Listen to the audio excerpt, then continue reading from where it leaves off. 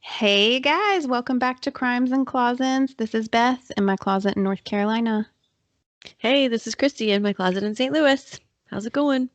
Oh man, it's the last of the last of the I last know. of the last.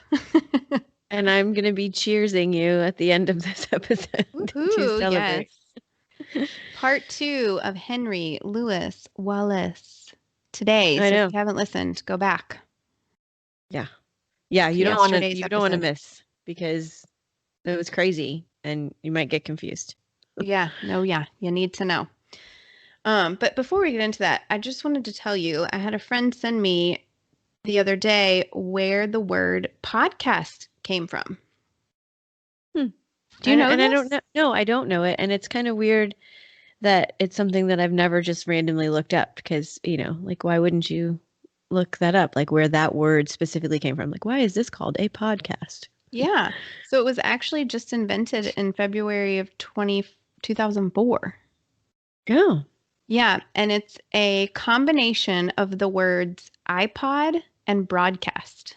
shut up. Yeah. So it's called podcast. So it's really Apple specific.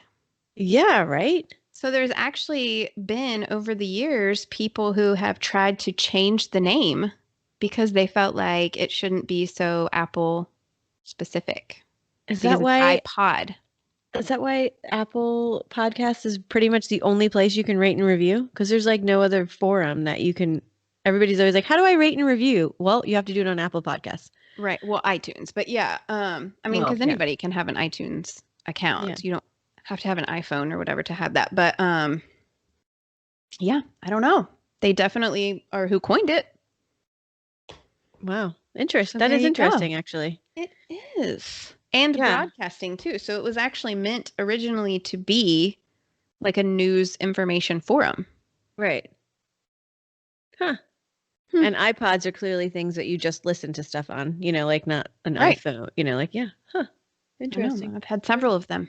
I know they're pretty much non-existent now, right? I mean, I'm sure there's some of them out there, but I would say that's true. Yes. I don't know. yeah, Maybe kids still get them, because they don't have phones. I don't know. yeah, I'm I not don't really know. sure. Not hip to that. I just have a podcast. I don't know things about it. Yeah.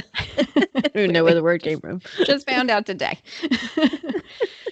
All right. So now that we know what we're talking about and why, podcaster, broadcaster, turn up your iPods because I'm going to tell you the rest of the story about Henry.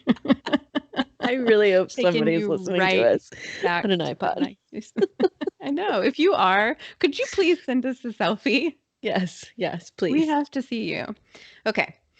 So yesterday, when I left you, we were 6 victims in to the Taco Bell Strangler, and he was all over the place with his ways of murder.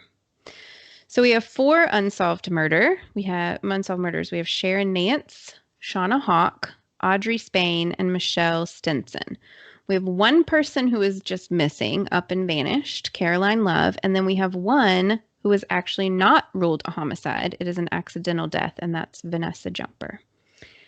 And all of these span May 1992 to September 1993. So he's all done in 1993. September. He stops. He jumps right into 1994. And I saw mentioned in one place that Henry actually in October of 1993 had a son. Oh.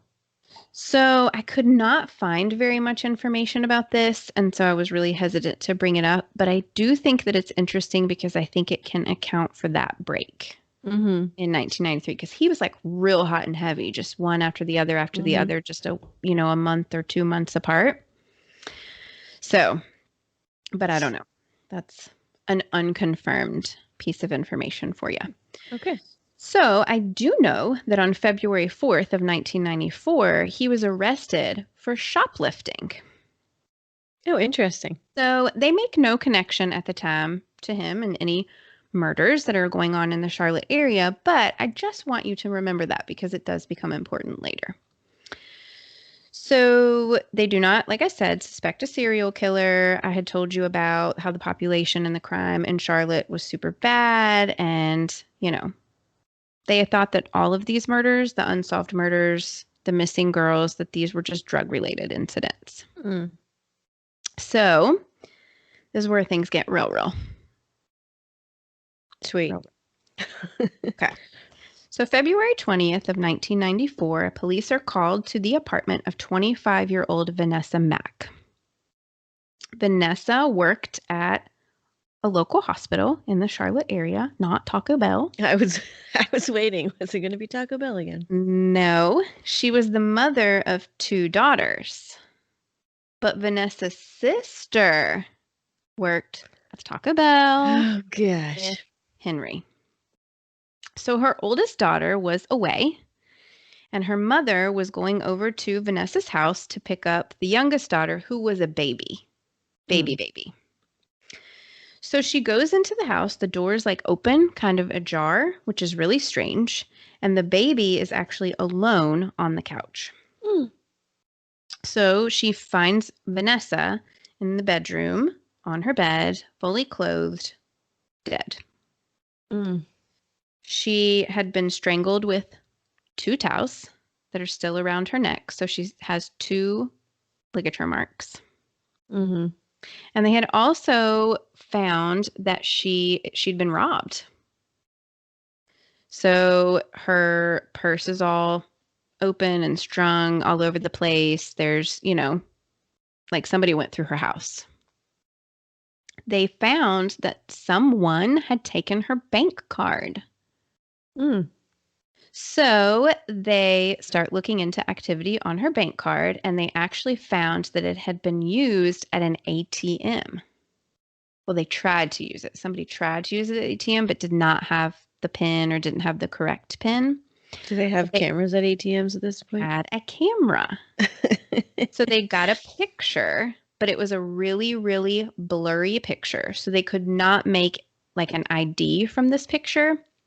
However, they were able to tell that it was an African-American man who had in his left ear a silver earring with a cross dangling from the earring. I will post a picture of this, okay?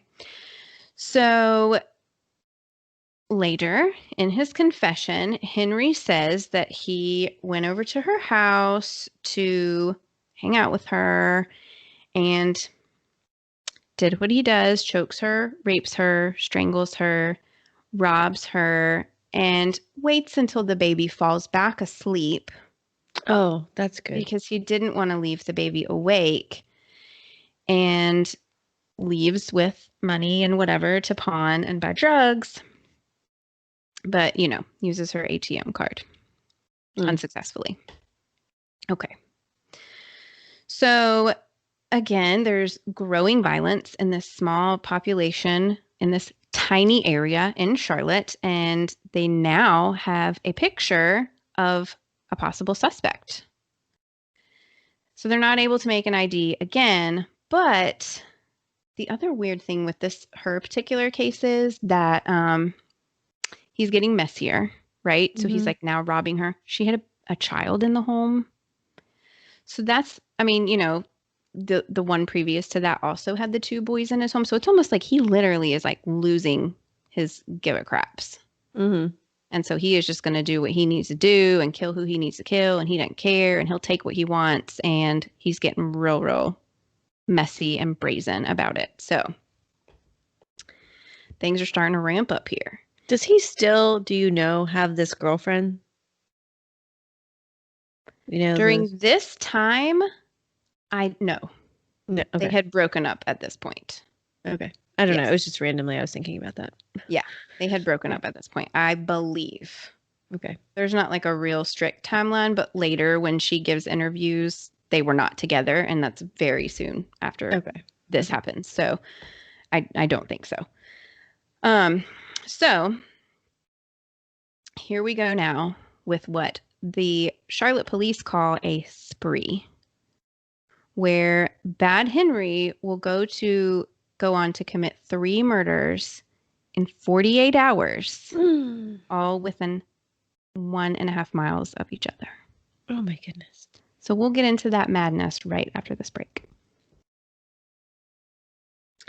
And now we're back to the spree. Okay, good, because I just filled my glass, so I'm ready to snuggle in for the rest. Snuggle right up. So this brings us to March 8th of 1994. Henry goes to his friend's apartment at the Lake Apartments in East Charlotte, and he hangs out with his friend. For a little bit, his friend, his friend's girlfriend, and their baby. Then he leaves. When he leaves, he goes down to the hall to another apartment of a 24-year-old woman named Betty Balcom. Betty works or used to work with Sadie, which was Henry's old girlfriend. So he actually goes in saying that he needs to make a phone call. And Betty knew him because she worked at the Bojangles, where he used to work. It was also where Caroline Love worked. Mm-hmm. Remember but the one he knew that this chick lived there. Yes, she was. Yes, so they lived in the apartments, and his friend also lived down the hall. So he left, hung out with his friend, left. Okay, I'm going to go hang out with Betty. Except he puts her in a chokehold. He asks her for the alarm code and the safe combination at Bojangles because he thinks that she would have that and he wants to go rob Bojangles, but she doesn't. So he rapes her, strangles her, kills her, robs her. He stole a bunch of stuff from her house, like a bunch, including her television. Oh, wow. What? Nobody saw him walking out with a TV? Right? Okay. And a bunch of stuff. And he puts them in her car. And takes it and pawns it. All the stuff. And then buys drugs. He then comes back to her apartment and does the drugs. Oh. Wipes her apartment clean. And then heads back to the apartment of his friend, right down the hall. He knocks on the door, and 18-year-old Brandy Henderson, his friend's girlfriend, answers. And he says, "Hey, where's my buddy?" She said, "Well, he's not here. He's at work." So he's like, "Okay, well, I need to come in. I need to leave something for him." So she's on the phone. She was talking to her cousin. She goes back to the phone. She's like, "Hey, I got to go. One of my boyfriend's friends is here, and he needs something, so I got to go." So she hangs up the phone. So she lets him in. He comes in. He chokes her. He rapes her. Strangles her with 2 towels while she is holding her 10-month-old son. Stop. Nope. This is true. That's disgusting. Not that anything else he's done isn't disgusting, but that's gross. Oh, we're just right. He claims that he actually originally had gone to the Lake Apartments for Brandy. But when he got there, his friend was there. So he hangs out with him. His friend's like, "Well, I got to go to work in a little bit." So he's like, "Okay, well, let me just go kill this other girl that I know lives up the hall, and I'll just come back here when I know he's at work." What? So the baby, after he kills Brandy, apparently would not stop crying. So he panics and strangles the baby as well. Oh my gosh. So the boyfriend, and then he flees. He leaves. He robs her, goes and pawns the things, buys drugs, also in Betty's car. And the boyfriend comes home and he finds Brandy in bed, dead, and his son is still alive, but like near death. Oh my gosh. The baby does not die. Okay, thank you. The baby goes to the hospital and they are able to save the baby, and he does not die, and he's okay. So he lives. But like, what a sicko. Makes me so mad. Okay, so then he's still driving around in Betty's car, Henry, bad Henry, still driving around in Betty's car and, doing whatever, pawning stuff, buying drugs, like living his best life, apparently, in, the area. So they bring Brandy's boyfriend in for questioning. Obviously, he's like the first suspect because Mm-hmm. that's just the way things go. He is beside himself, like hysterical. His son is in the hospital. His just found his girlfriend dead. He has no clue what's going on. And they're like, well, who they have no forced entry. So they're like, who would she have let in the house? He's like, literally nobody. She would not let anybody in the house. She is not that type of person. She's really, really careful. Like, she's a good girl. So they're like, okay, well, is there anybody that you feel like she would feel comfortable enough letting in the house? So he rattles off three people. One is her cousin, one is their friend Elijah, and the third is our friend Henry Wallace. Oh, wow. So looky who's finally on the stinking radar. Mm-hmm. So they start looking into all of these people. They look into the cousin, they look into this Elijah guy, and they're looking into Henry. While they are looking into them, they get the call that Betty has been found. Because remember, this is all in the same night. This is just in the span of a Mm-hmm. couple hours. So they go to Betty's house, and it is very clear that both of these women have been killed in the exact same way. They Mm-hmm. both have double ligature marks. They both have two towels. They both were in their bed. They both were clothed. They had both been sexually assaulted, like no forced entry. So they know we have a serial killer, finally.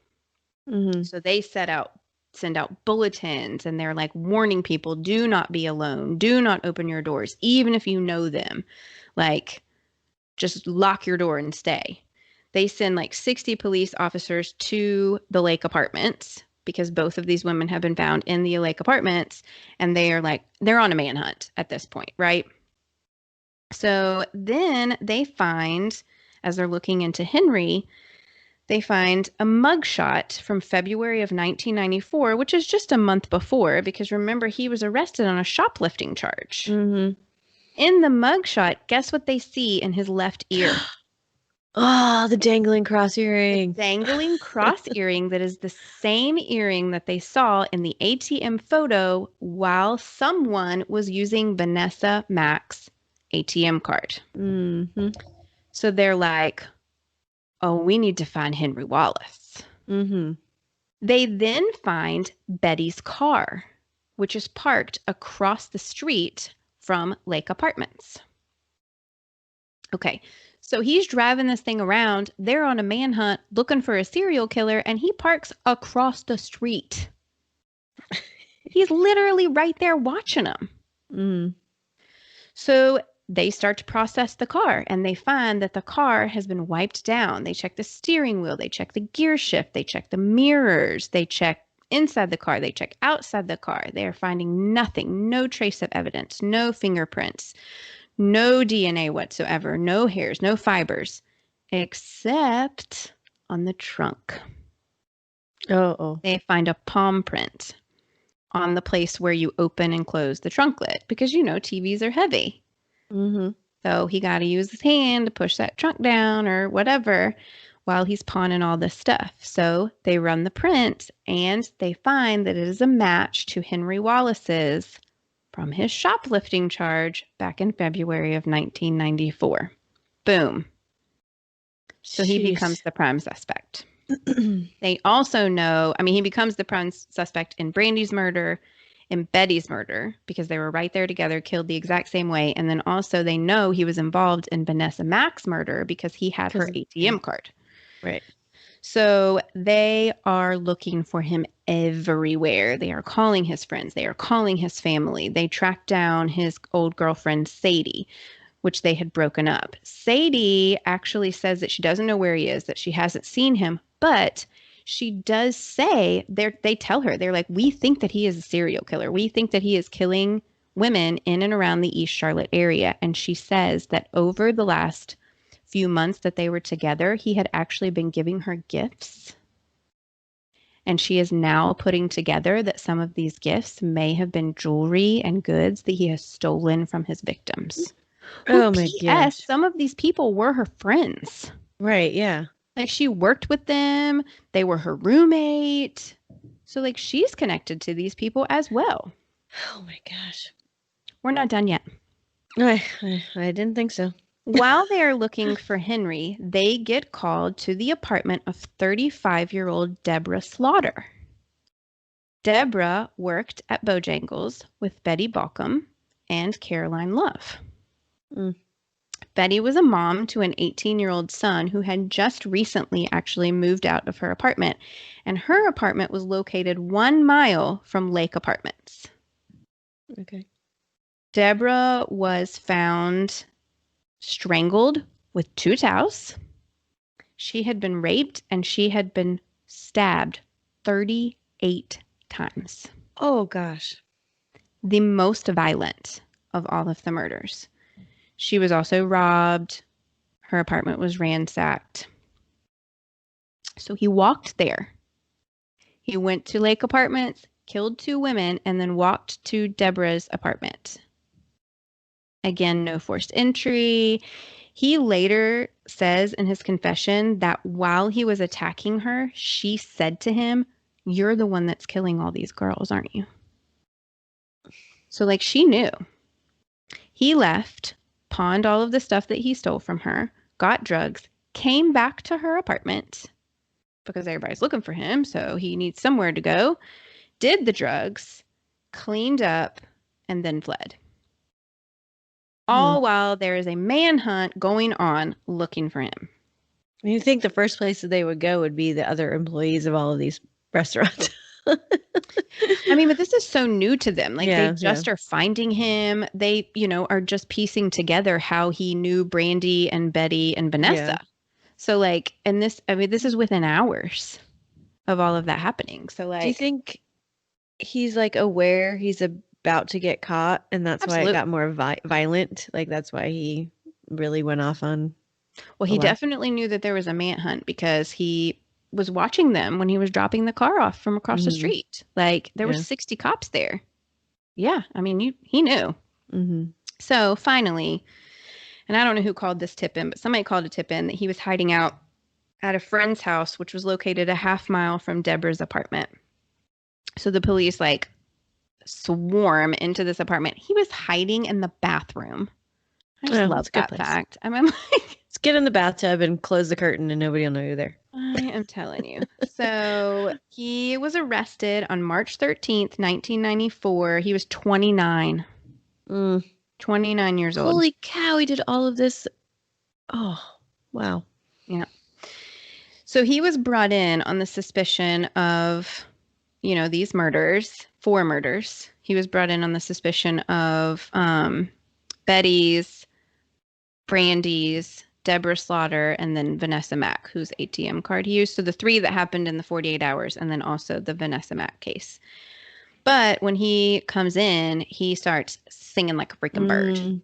Singing like a bird, like we know them to do. So that's how we know all of these details from all of these cases is because he tells them. I mean, whether they're true or not, whatever. But these are certainly details that only a killer would know. So this confession, basically it's 12 hours long. 12 hours they have him in this room. And how it starts out is he asked for a piece of paper. And he says, "I can't tell you this. I need a piece of paper." So they give him a piece of paper and he writes down 9 victims' names.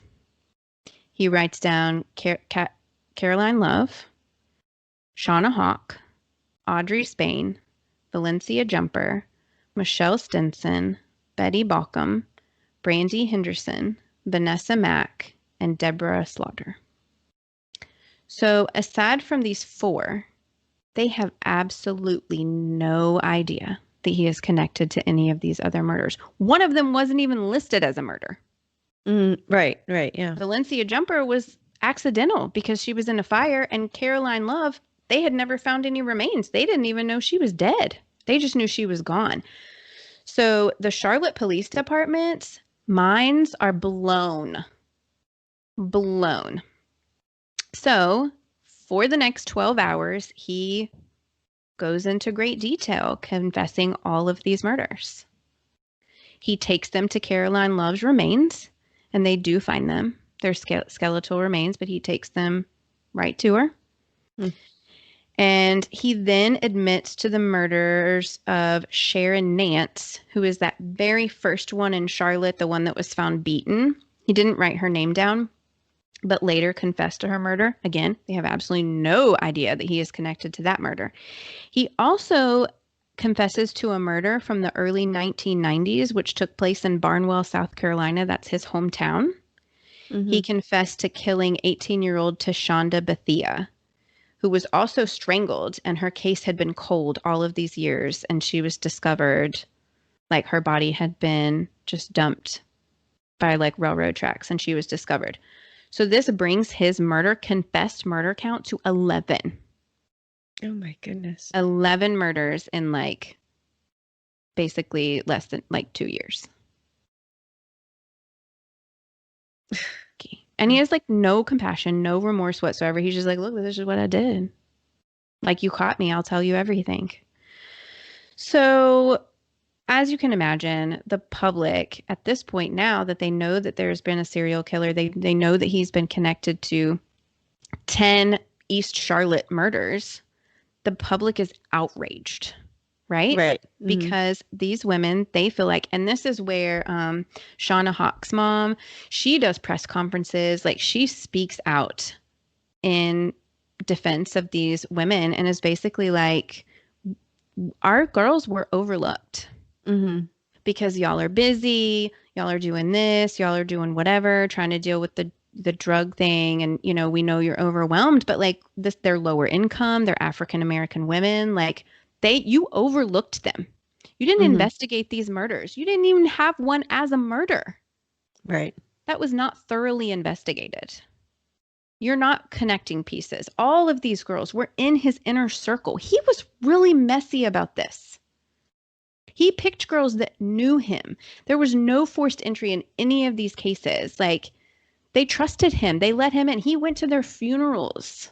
Mm-hmm. Like, outraged. And still to this day are outraged. So, over the next 2 years, his trial was delayed for a bunch of various reasons. One of the big one was because of the DNA evidence, because they had done rape kits on some of these girls over the 22 months that this was going on, but they had such a backlog that they weren't processed. So had they processed them, they would have got him because he was in the system. Right. And well, they would have seen like that there was a connection too with all of them. Right. So his trial began in September of 1996. The defense argued that he suffered from substance abuse and addiction and mental illness. They claim that this shouldn't be first-degree murder because his murders were not deliberate or premeditated. Because like he didn't take a murder weapon, he used what was there, and then he had just gone to rob them to have money for drugs. Okay, whatever. Okay, well. In January of 1997, he was found guilty of 9 counts of first-degree murder and 8 counts of rape. He was never tried for the murders of Sharon Nance, which is that first Charlotte victim, or Tashonda Bethia, the South Carolina one, just due to lack of evidence. Like, they didn't feel like that they could produce enough evidence to where they could actually get him convicted. And they had so many victims they knew they could get him convicted on that it's so sad because it doesn't get justice for their families. I don't feel like their names need to be on that list that he was, convicted of their murder. But either way, he was sentenced to 9 death sentences, 10 life sentences, and 32 years in prison. Because of various other charges like robbery and so forth and so on. So he will die in prison. Oh, yeah. So he's currently on death row at Central Prison in Raleigh. Oh. I know. Well, go visit him. Go pay him a visit. Take him a Mexican pizza. And is 54 years old. He's filed appeals for various reasons. He claims that his confession was coerced. And that during his arrest and confession that his constitutional rights were violated. I'm assuming that's because there was no attorney present. Yeah. But I don't know that for sure. Real interesting. On June 5th of 1998, he married a former prison nurse who was like considerably older than him. She's like 30 years older. Her name is Rebecca. And they got married in a like room directly beside the execution chamber. Oh gosh. Where he will be executed, hopefully in a timely fashion.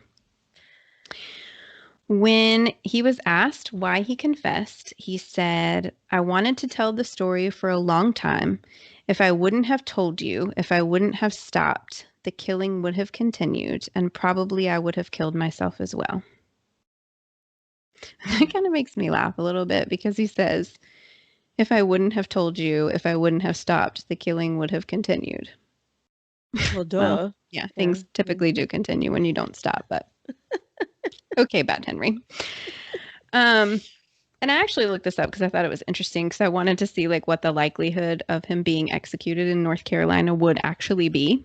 Mm-hmm. And our last execution in North Carolina was in 2006. So. Oh. Yeah, it's been a good bit. Right. But if there's anyone to execute. No kidding. I vote Bad Henry. I vote him too. Gosh, that was sick. Mm-hmm, mm-hmm. I mean, he just kept on going. And then the baby's what got me. I mean, all of our guys have killed a bunch of people, but I know. That was in the last 48 hours too. So like he was really, yeah. Again, it's like what they call a spree, right? Which it was. I mean, he killed 3 women in 2 days, basically. Yeah. Oof. So. Oh my gosh, what a one to freaking end on. Jeez. But you know what?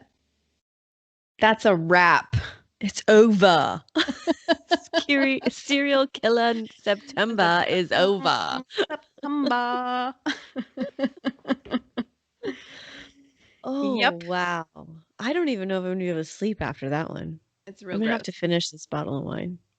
Oh. Is that why? The only reason why. For some reason, I think that might have happened anyway. Yeah. But yeah, so there you go. That's it. I'm done. Well, that was a very interesting one. Huh? There is a docu-series that Investigative Discovery does on him. Investigative Discovery, man. I know. They're all just out saying there, that. Like, yeah. They do leave quite a bit out in the documentary, I think, for the sake of just, there's a lot of information here and he has so many victims. And I do feel like they skim over some stuff that I think is kind of important. But Shauna Hawk's mother, the one who started the organization for the families of murdered victims. Mm-hmm. I'll tell you what it's called. Mothers of Murdered Offspring. That's in the Charlotte area. She talks a lot on that documentary, and I just really love her. I think that she is just a great advocate for these families and other families. I mean, they're still doing great work, and they interview her quite a bit. And so she had me bawling, crying at my counter. What's that one when called? I was watching it? The documentary? Yeah. It is. It's called Bad Henry.